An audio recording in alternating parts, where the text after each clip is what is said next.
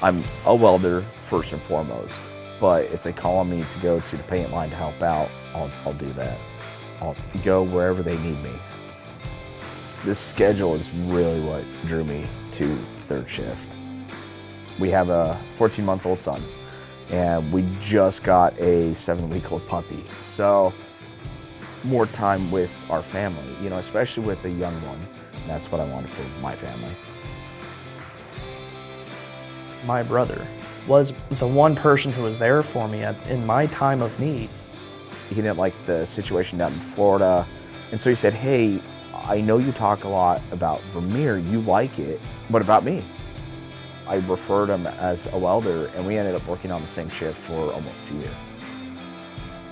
It was for the first time in my life, I was truly in a time of, I need help. I don't know if I've ever clearly said it to him, but it really meant the world to me. He's excelled tremendously. He's done great stuff.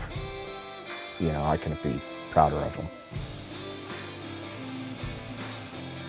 I grew up in the equipment rental industry, starting in California.